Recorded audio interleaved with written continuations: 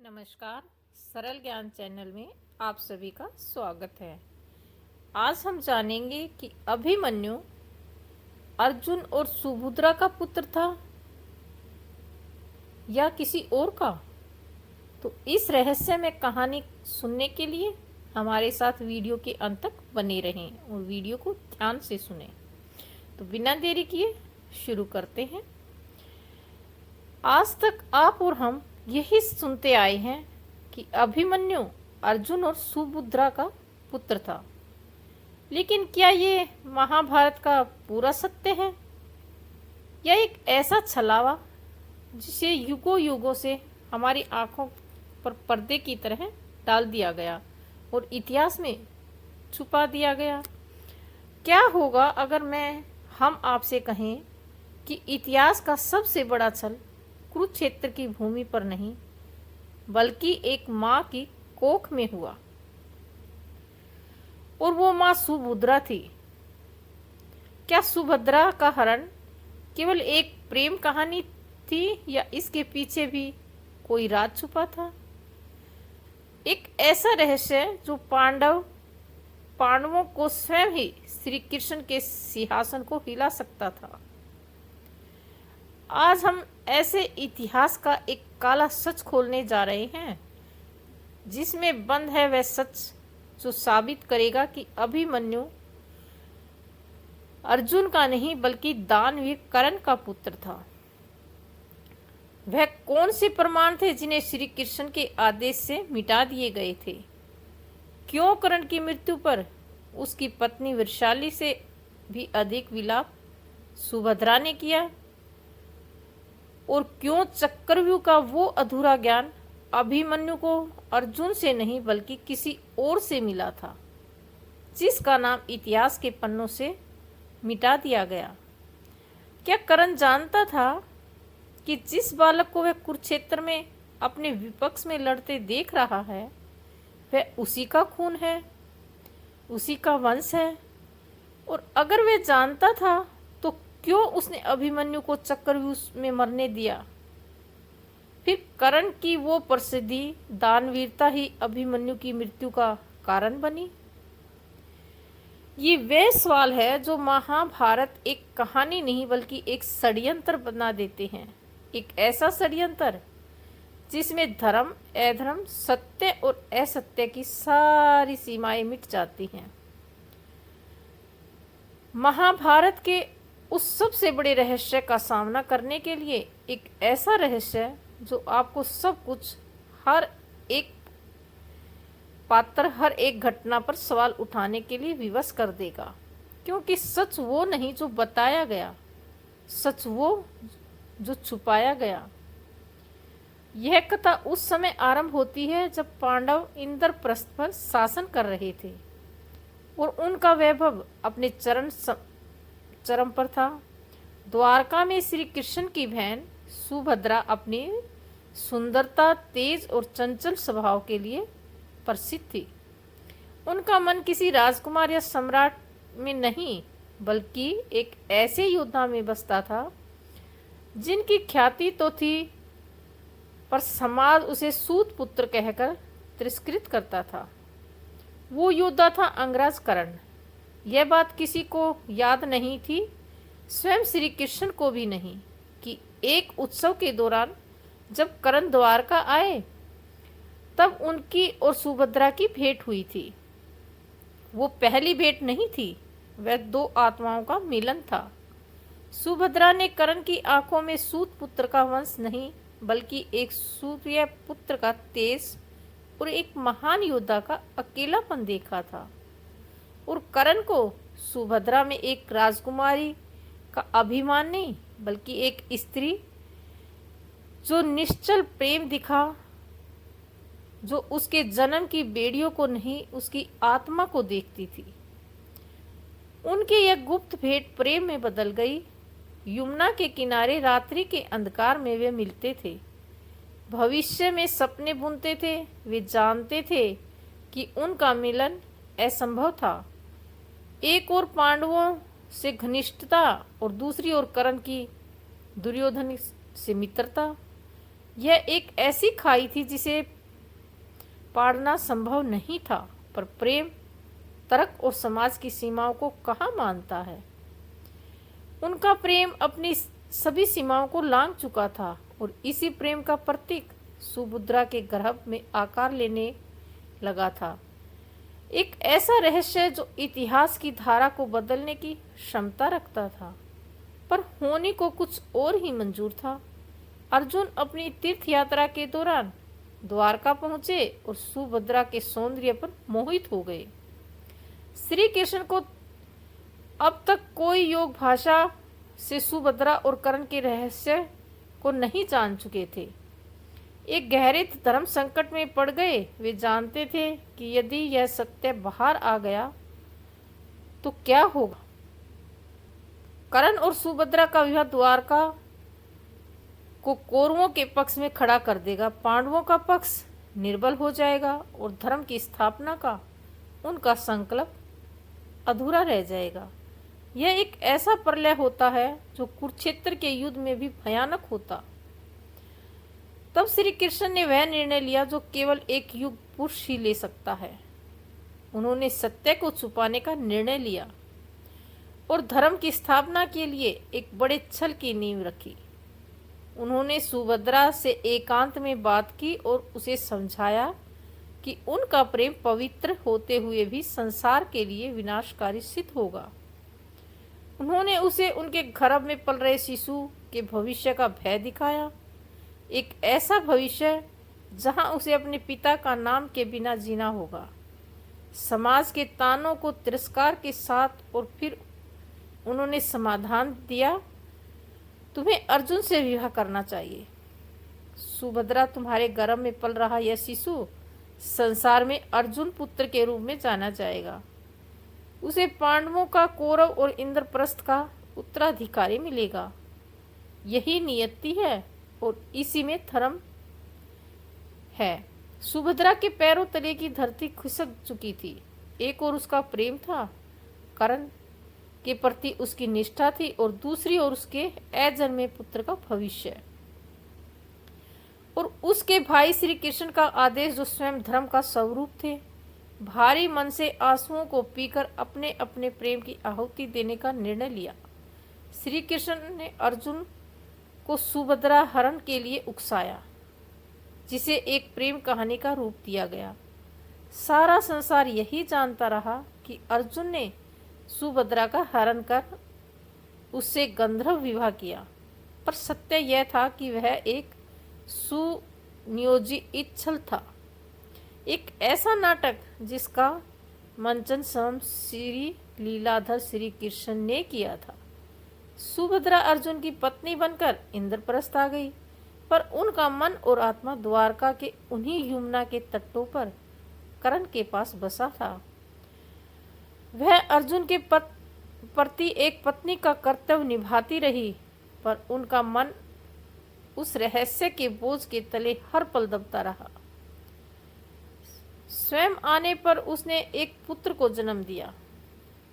बालक के मुख पर सूर्य जैसा तेज था, कर्ण की तरह, और उनकी भुजाओं में इंद्र जैसा बल था। अर्जुन की तरह उसका नाम रखा गया अभिमन्यु।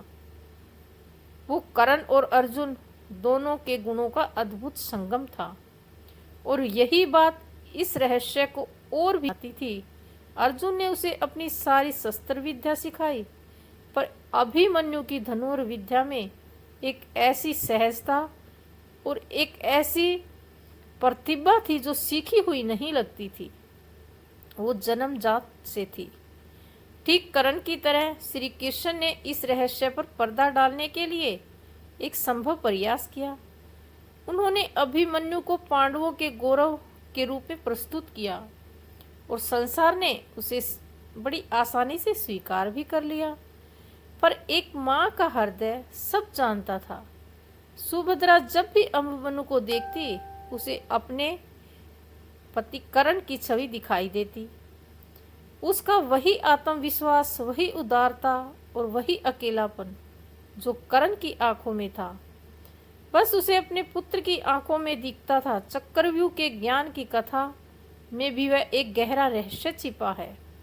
जो बताया जाता है वो यह है कि अर्जुन सुभद्रा को चक्रव्यूह भेदन की कला सुना रहे थे और बीच में सुभद्रा सो गई, जिसमें अभिमन्यु गर्भ में केवल प्रवेश करना सीख पाया, बाहर निकलना नहीं। लेकिन सत्य ये नहीं, सत्य कुछ और था। यह ज्ञान अर्जुन ने दिया ही नहीं था, यह ज्ञान अभिमन्यु तक उसकी मां सुभद्रा के माध्यम से पहुंचा था। एक रात जब बालक अभिमन्यु ने अपनी मां से एक वीर योद्धा की कहानी सुनने के लिए जिद की, तो सुभद्रा के मुख से अन्यास ही कर्ण की वीरता की गाथा निकल गई। उसने कहानी में उस अभ्य योद्धा द्वारा रचे जाने वाले एक अद्भुत व्यू का वर्णन किया, जिसे चक्रव्यूह कहते थे। वो बताती गई कि कैसे उसके वीर योद्धा ने उस व्यू में प्रवेश करने का मार्ग खोजा था।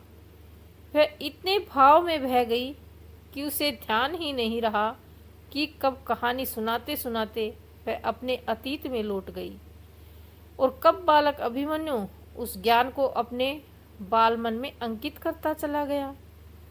सुभद्रा को जब अपनी भूल का आभास हुआ तब तक बहुत देर हो चुकी थी। अभिमन्यु प्रवेश का रहस्य जान चुका था, पर निकास का रहस्य बताने से पहले ही सुभद्रा ने स्वयं को रोक लिया। उसे डर था कि कहीं यह ज्ञान उसके पुत्र के लिए घातक सिद्ध न हो, और उसका यह भय भविष्य में सत्य भी होने वाला था। इस प्रकार अभिमन्यु को चक्रव्यूह का अधूरा ज्ञान अपने पिता कर्ण से ही मिला। अपनी मां के माध्यम से। यह नीति का एक क्रूर परिहास था कि पिता से मिला ज्ञान ही पुत्र की मृत्यु का कारण बनने वाला था। फिर आया महाभारत का विनाशकारी युद्ध, कुरुक्षेत्र की रक्त भूमि पर जब सेनाएं आमने सामने हुई तो कर्ण और अभिमन्यु भी दो विरोधी पक्षों में खड़े थे। पिता और पुत्र एक दूसरे के शत्रु बनकर कर्ण जब भी उस तेजस्वी बालक को युद्ध करते देखता तो उसके हृदय में एक अनचाही सी पीड़ा। अभिमन्यु के पराक्रम में अपनी ही छवि दिखती। वही तेज। वो समझ ही नहीं पाता कि इस शत्रु बालक के प्रति उसके मन में इतनी ममता क्यों उमड़ती है। वो बार बार प्रयास करता कि अभिमन्यु उसके सामने ना आए, पर युद्ध का मैदान भावनाओं का नहीं, कर्तव्यों का क्षेत्र होता है। और फिर आया वो 13वां दिन। द्रोणाचार्य ने चक्रव्यूह की रचना की। पांडवों के समक्ष जब युधिष्ठिर को बंदी बनाने का संकट आया तो किशोर अभिमन्यु सिंह की भांति गरज उठा, मैं इस व्यू को भेदूंगा। तात्री सब जानते थे कि वह निकलना नहीं जानता, फिर भी धर्म की रक्षा के लिए उसे मृत्यु के मुख में भेजने का सबने निर्णय लिया। श्री कृष्ण वहां थे, वे सब जानते थे। वे जानते थे कि अभिमन्यु कर्ण का पुत्र है। वे जानते थे कि यह अधूरा ज्ञान उसे मृत्यु तक ले जाएगा, पर धर्म की स्थापना के लिए इस बलिदान को वे आवश्यक मानते थे। यह उनके जीवन का सबसे कठिन निर्णय था। एक निर्दोष बालक की बलि, एक माँ के सिंदूर का बलिदान, एक पिता के हाथों पुत्र की मृत्यु का षड्यंत्र, यह सब उस धर्म की वेदी का होना था जिसकी रक्षा का वचन उन्होंने स्वयं दिया था। अभिमन्यु ने चक्रव्यूह में प्रवेश किया, उसने प्रलय मचा दिया। कौरव सेना में हाहाकार मच गया। बड़े बड़े महारथी उसके सामने टिक नहीं पा रहे थे। तब द्रोणाचार्य ने कर्ण से कहा, कर्ण, इसे रोको, किसी भी प्रकार से इसे रोको, यह आज पूरी सेना को मार डालेगा। कर्ण का हृदय कांप उठा। उस बालक से युद्ध करने की उसकी कोई इच्छा नहीं थी, पर दुर्योधन का ऋण और मित्रता का वचन उसे बांधता हुआ उसने अभिमन्यु को ललकारा, पर उसके बाणों में वो कठोरता नहीं थी। उसके हृदय में कहीं एक कोने पे उस बालक को बचाना चाहता था। पर जब उसने अभिमन्यु को अकेले ही 7 महारथियों ने से लड़ते देखा और निहत्था था और घायल, तब भी उसकी वीरता कम नहीं हुई। तब जयद्रथ, दुशासन, द्रोण सब ने मिलकर उसे घेर लिया। यह युद्ध नहीं, अधर्म की पराकाष्ठा थी। कर्ण पर दुर्योधन और अन्य योद्धाओं का दबाव बढ़ता जा रहा था। कर्ण, तुम क्या देख रहे हो? इसका धनुष काट दो। दुर्योधन चिल्ला रहा था। एक पल के लिए कर्ण की आंखें बंद हो गई। उसके सामने सुभद्रा का चेहरा घूम गया। द्वारका की वो रातें, वो वचन, सब कुछ एक पल में कैद हो गए। उसे लगा जैसे यह बालक कोई और नहीं, उसी का अंश है। पर अगले ही पल वचनबद्धता और कर्तव्य की बेड़ियों ने उसे जकड़ लिया। उसने पीछे से वार किया, एक ऐसा वार जो उसने अपने जीवन में कभी किसी पर नहीं किया था। उसने अभिमन्यु का धनुष काट दिया, उसका रथ तोड़ दिया, उसे निहत्था कर दिया। यह करते हुए कर्ण की आत्मा भी मर गई थी। उसे लगा जैसे उसने अपना ही धनुष नहीं, अपनी आत्मा को तोड़ दिया है। निहत्थे अभिमन्यु पर सब टूट पड़े और उस वीर बालक ने धर्म की वेदी पर अपने प्राणों की आहुति दे दी। अभिमन्यु की मृत्यु का समाचार जब शिविर में पहुंचा तो अर्जुन का विलाप और क्रोध स्वाभाविक था, पर सबसे अधिक विलाप करने वाला सुभद्रा थी। वो चीख चीख कर रो रही थी। उसका रुदन मुख था, उसकी आंखें पथरा गई थी। वह केवल एक ही नाम बुदबुदा रही थी, कर्ण, तुमने ये क्या किया? वहां उपस्थित किसी को इस बात का ध्यान नहीं था।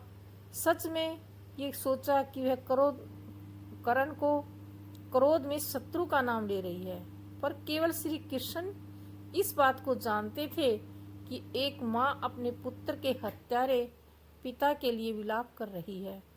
यह एक प्रेमिका का अपने प्रेमी के अधर्म पर विलाप था। युद्ध आगे बढ़ा। जब अर्जुन के हाथों कर्ण की मृत्यु हुई, तब भी पांडव शिविर में उत्सव मना रहे थे, पर अपने कक्ष में सुभद्रा ऐसे विलाप कर रही थी जैसे उसका सब कुछ लूट गया हो। उसकी पीड़ा वर्षाली और सुप्रिया कर्ण की पत्नियों उनसे भी कहीं अधिक गहरी थी, क्योंकि उसने केवल एक शत्रु को नहीं, अपने प्रेम, अपने रहस्य और अपने पुत्र के पिता को खोया था। युद्ध समाप्त हुआ, पांडवों की विजय हुई, धर्म की स्थापना हुई, पर स्थापना की नींव में अनगिनत रहस्य और बलिदान दफन थे। वर्षों बाद जब श्री कृष्ण अपनी देह को त्यागने की तैयारी कर रहे थे, तब उन्हें युधिष्ठिर और अर्जुन को अपने पास बुलाया। उन्होंने उन दोनों को वह रहस्य बताया जो उन्होंने अपने हृदय में एक युग से छिपा रखा था। अभिमन्यु अर्जुन का नहीं, कर्ण का पुत्र था। यह सुनकर अर्जुन के हाथ से उनका दांडिव छूट गया। युधिष्ठिर जड़वत हो गए। उनकी विजय, उनका गर्व, उनका धर्म सब एक पल में अधीन हो गया। अर्जुन को समझ आया कि क्यों सुभद्रा का इतना दुख गहरा था, क्योंकि वह कर्ण की मृत्यु पर इतना रोई थी कि उसे अपनी पत्नी के त्याग और पीड़ा का बोध हुआ। उसका प्रेम सम्मान में बदल गया। श्री कृष्ण ने समझाया, यह सत्य यदि उस समय प्रकट हो जाता तो इतिहास कुछ और होता, धर्म की स्थापना असंभव हो जाती, और सुभद्रा ने अपने प्रेम और अपने पुत्र की आहुति देकर इस धर्म की रक्षा की है, जिसे तुम सब ने मिलकर स्थापित किया है। उसका त्याग तुम सब की विजय से कहीं महान है। यह कहकर श्री कृष्ण ने अपनी आंखें मूंद ली। यह रहस्य पांडवों के साथ ही दफन हो गया। इतिहास की किताबों में वही लिखा जाता है जो संसार को बताया जाता है। अभिमन्यु को अर्जुन के पुत्र के रूप में पूजा गया, पर सत्य हवाओं में, फुसफुसाहटों में आज भी जीवित है। यह कहानी उस महान माँ सुभद्रा के त्याग की है, उस महान पिता कर्ण के अज्ञान की है, और उस महान पुत्र अभिमन्यु के बलिदान की है, जो दो विरोधी कुलों के रक्त का संगम था और जिसकी नियति में धर्म की वेदी पर बलि चढ़ना था। महाभारत केवल एक युद्ध की कहानी नहीं, एक रहस्यों का एक ऐसा महासागर है जिसकी हर लहर में एक नया सत्य और एक नया छल लेकर आती है।